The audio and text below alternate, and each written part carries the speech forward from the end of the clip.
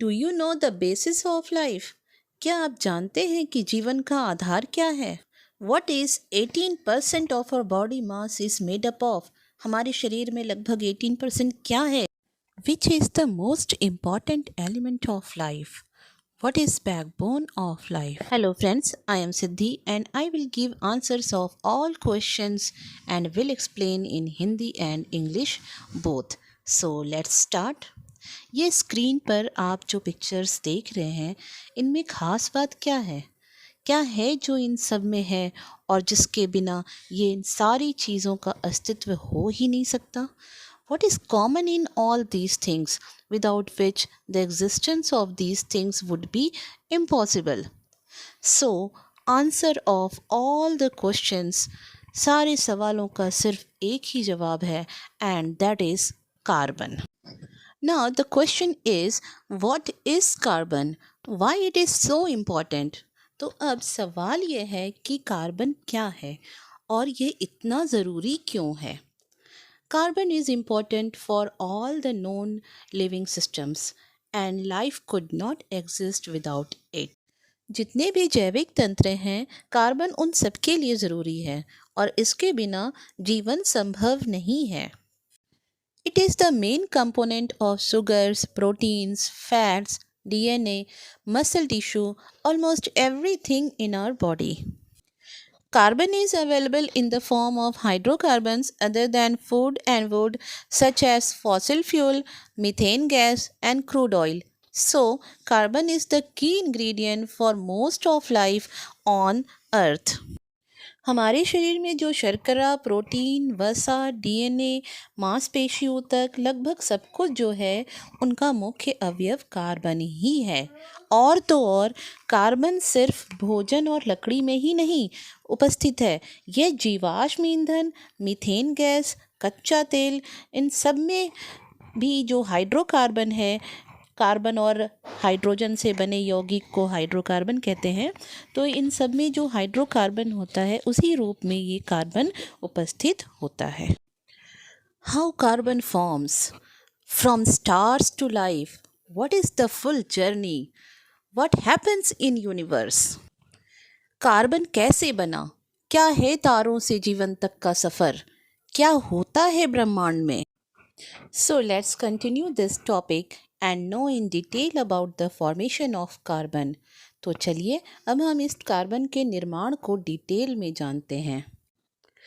As the sixth most abundant element in the universe, carbon forms in the belly of stars in a reaction called the triple alpha process.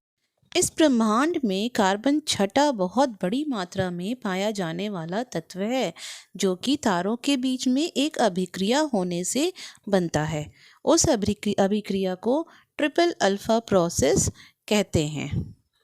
What happens in triple alpha process? So in older stars that have burned most of their hydrogen, leftover helium accumulates. तारों के अधिकांश hydrogen जलने से उसके मूल में पर्याप्त मात्रा में हीलियम अवशेष या राख का निर्माण होता है और एकत्रित होता है. Each helium nucleus has 2 protons and 2 neutrons. प्रत्येक हीलियम नाभिक में 2 प्रोटॉन्स और 2 न्यूट्रॉन्स होते हैं. And under very hot temperatures greater than 100 million Kelvin, the helium nuclei begin to fuse, first as pairs into unstable 4-proton beryllium nuclei and eventually as enough beryllium nuclei blink into existence into a beryllium plus a helium. The end result, atoms with 6 protons and 6 neutrons, that is carbon.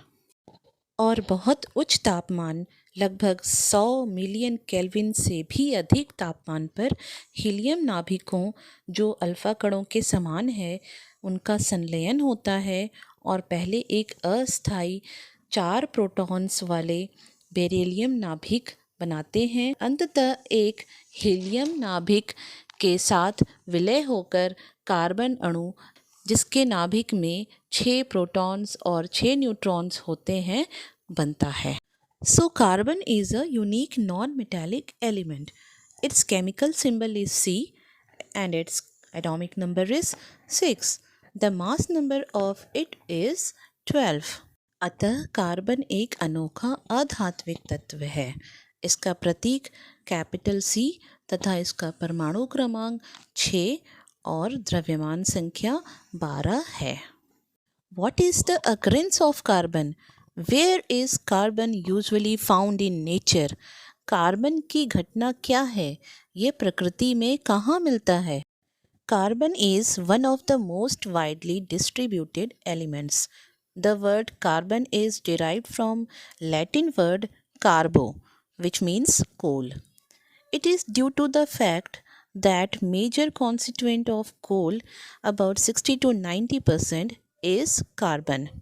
So friends, let's know the detail of the occurrence of carbon. Carbon एक व्यापक रूप से वितरित होने वाला तत्व है। Carbon शब्द लैटिन के कार्बो से उत्पन्न हुआ है, जिसका अर्थ है कोयला। इसके नाम की उत्पत्ति का कारण यह है कि कोयले का अधिकांश भाग लगभग 60 से 90% कार्बन है। तो दोस्तों, चलिए अब हम कार्बन की घटना के बारे में डिटेल जानते हैं। In nature it is present both in free state and in the combined state. Carbon प्रकृति में मुक्त तथा संयुक्त दोनों अवस्थाओं में उपस्थित होता है। In free state it is found as coal, diamond and graphite in the crust of earth. मुक्तावस्था में कार्बन कोयला, हीरा तथा ग्रेफाइट के रूप में पृथ्वी के क्रस्ट भाग में होता है। In combined form, it occurs in the form of rocks, organic compounds, petroleum, natural gas, carbon dioxide and all living things. संयुक्त अवस्था में कार्बन चट्टानों, कार्बनिक यौगिकों, पेट्रोलियम, प्राकृतिक गैस, कार्बन डाइऑक्साइड और सारी जीवित चीज़ों के रूप में उपस्थित होता है। Carbon has more than 4 millions of compounds which occur in nature as well as can be prepared artificially in laboratories and industries. Carbon के 4 लाख से अधिक यौगिक हैं जो प्रकृति में उपस्थित हैं और प्रयोगशालाओं तथा उद्योगों में भी बनाए जाते हैं। And now, before ending this video, I would like to discuss very important use of carbon in the process of life.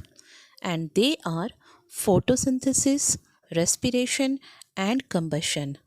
In these processes, carbon is used in the form of carbon dioxide.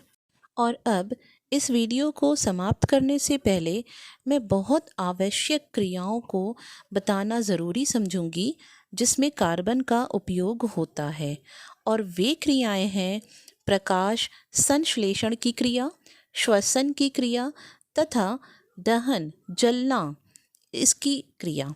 इनमें carbon का उपयोग carbon dioxide के रूप में होता है।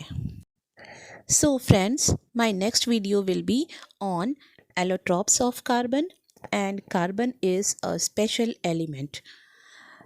So to get more knowledge about carbon, please subscribe my channel, and if you liked this video, please press like icon, and you can share also to your friends and family members in order to spread knowledge about carbon.